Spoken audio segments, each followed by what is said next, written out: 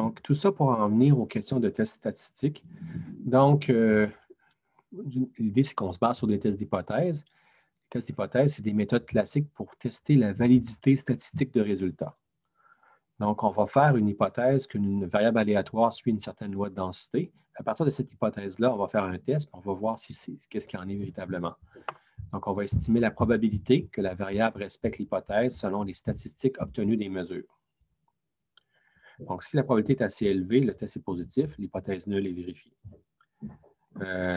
Par exemple, si on prend un test T, qui est une loi qui se base sur des lois de Student, on va dire la différence entre une vraie moyenne, mu0, donc ça, c'est la vraie moyenne qui en est, et la moyenne M de n échantillons, donc c'est une moyenne empirique calculée, estimée à partir d'échantillons, et qui a une variance S.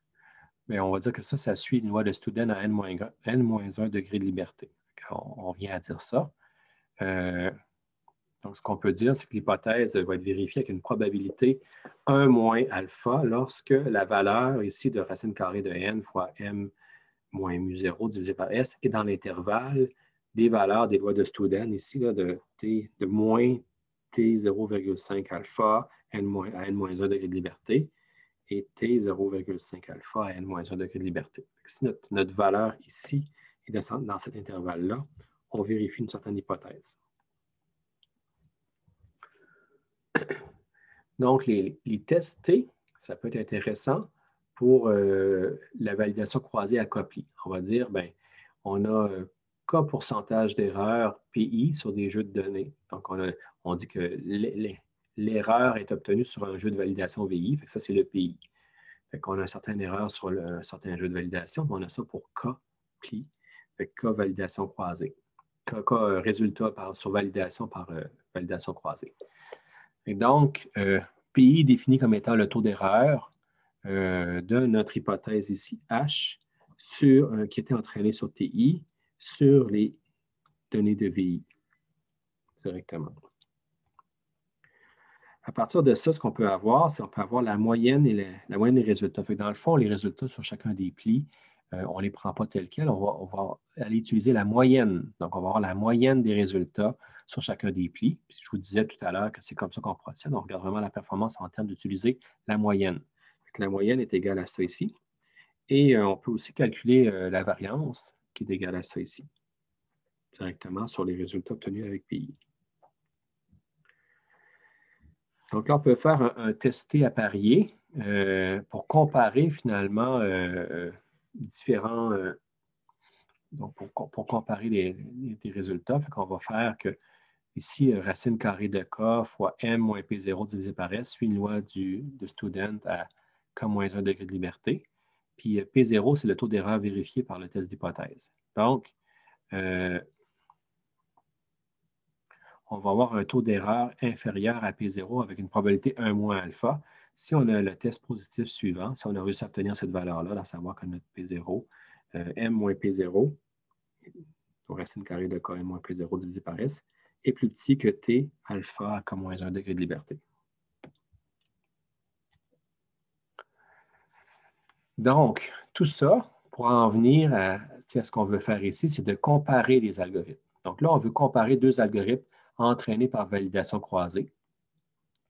Donc, on va avoir P1I, qui est l'erreur de classement sur VI du premier algo, et P2I, qui est l'erreur de classement sur VI du deuxième algo. Donc, on a nos deux algos qu'on veut comparer. Là, on veut les comparer par rapport à leur performance sur chacun des plis. On suppose qu'ils ont été entraînés avec les mêmes plis qui ont été calculés au préalable et qui sont fixés. Donc, on a un K plis différent. On fait de la validation croisée à K plis où on fait un entraînement en conséquence selon la méthode. Donc, ce qu'on va aller regarder, c'est la différence de l'erreur de classement pour chacun des plis. On va dire que PI, c'est égal à la différence entre l'erreur de classement du premier algo moins l'erreur de classement du deuxième algo sur VI. Puis, l'hypothèse qu'on fait, c'est que la valeur moyenne est nulle. On va dire que des fois, c'est l'un, des fois, c'est l'autre, mais en moyenne, PI est nul. Donc, ce qu'on va faire, c'est qu'on va faire la moyenne et la variance, la différence des erreurs. On va faire la moyenne des pays, la différence des moyennes des erreurs. On va aussi calculer la variance de la différence des erreurs. On va avoir ça comme ça ici. Puis là, notre valeur M, on s'attend qu'elle soit très près de 0. C'est ce qu'on fait comme hypothèse. Si c'est très près de 0, ça veut dire que les deux algos sont équivalents. Ce qu'on sait avec ça, c'est que la différence de l'erreur PI suit une loi de Student à K-1 degré de liberté. Là, on peut dire que notre P0 de tout à l'heure, c'est égal à 0. On dit ça, c'est l'hypothèse qu'il n'y a pas de différence. Puis là, on va regarder un peu ce que ça veut dire ici. Donc, on va dire que les deux algorithmes sont statistiquement identiques avec une probabilité 1 moins alpha si la valeur de racine carrée de K fois la moyenne des différences divisée par S, qui est l'écart type finalement des différences, et dans cet intervalle-là. Donc, varie entre moins T, 0,5 alpha, donc une loi de Student de 0,5 alpha à K-1 degré de liberté, et T aussi équivalent de l'autre côté. Donc, ça, c'est intéressant parce que dans le fond, avec ça, on est capable de dire si deux algos ont des résultats comparables ou pas, testés en validation croisée. Un autre test qu'on voudrait faire, c'est de dire qu'on va faire de l'analyse de variance. Donc, ça, l'intérêt de l'analyse de variance, qu'on appelle ANOVA, c'est que ça nous permet de comparer plusieurs algorithmes de classement.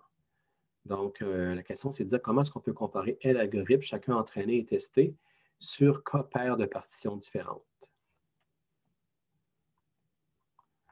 Donc, ce qu'on peut faire comme hypothèse, c'est que chaque résultat EIJ suit une loi normale de moyenne. Donc, ça suit une loi normale de moyenne MUJ, sigma au carré. Donc, ça, c'est pour les plis ici, puis ça, c'est pour les algorithmes. On va avoir un certain nombre d'algorithmes, pas seulement deux. Donc, la moyenne MUJ ici va être inconnue et différente pour chaque algorithme. Et la variance, on va dire qu'elle est partagée par tous les plis. Ça a la même variance, mais qu'il y a peut-être une moyenne différence.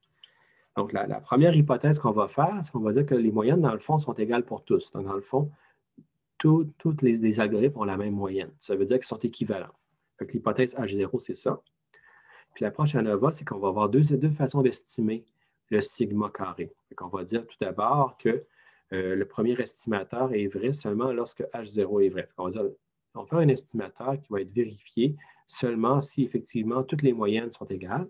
Puis on va faire un deuxième estimateur qui va être valide, peu importe si les moyennes sont égales ou pas. On va avoir deux estimateurs de sigma, puis on va vérifier si ça va.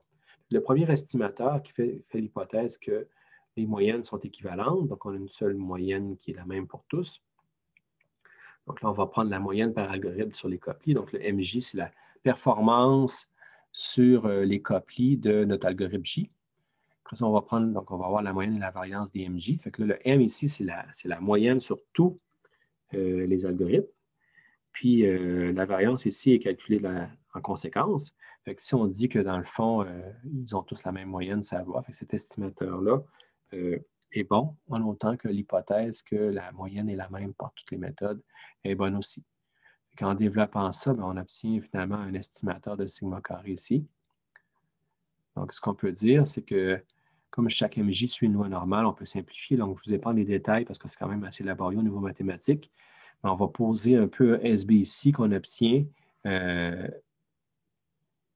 que H0 est valide lorsqu'on a quelque chose comme ça. Fait que si on dit H0 est valide, mais notre SB divisé par sigma carré va suivre une loi du qui carré à L-1 degré de liberté.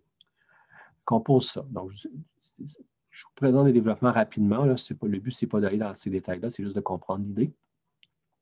On fait un deuxième estimateur du sigma carré, qui est indépendant de la validité de H0. Donc, on a une certaine moyenne, une variance des algorithmes. Donc, les variances sont par algorithme et non plus partagées. Donc, le sigma carré chapeau qui suppose une variance indépendante par algorithme s'obtient de cette façon-là.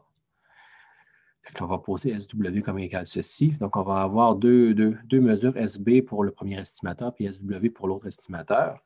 Puis là, on va avoir la loi de Fisher qui embarque ici, qui est un ratio de deux lois du qui-carré indépendantes. Donc, ANOVA va nous dire qu'on va rejeter l'hypothèse H0 si les deux estimateurs diffèrent. Donc, si ce n'est pas vrai que les estimateurs sont les mêmes pour tous, ben, le test va échouer. Donc, c'est-à-dire que si c'est vrai, ben, il faut que finalement, selon ce qu'on a mesuré, euh, le SB et le SW qu'on a vu dans les deux dernières slides, fois tout ce qu'on a ici qui dépend de L et de K, mais tout ça devrait suivre une loi de Fisher selon cette paramétrisation-là. Et tout ça, ben, ça vient que c'est valide seulement dans ce contexte-ci où on a vraiment tout ce qu'on a développé ici qui est inférieur finalement à la valeur pour un certain alpha avec un certain L et un certain K. Donc, on vérifie cette hypothèse-là. Puis si cette hypothèse-là est respectée, ça veut dire que tous nos algorithmes de ANOVA sont équivalents. C'est ça l'affaire avec ANOVA, c'est que ça permet de déterminer est-ce que tous nos algorithmes sont équivalents, oui ou non.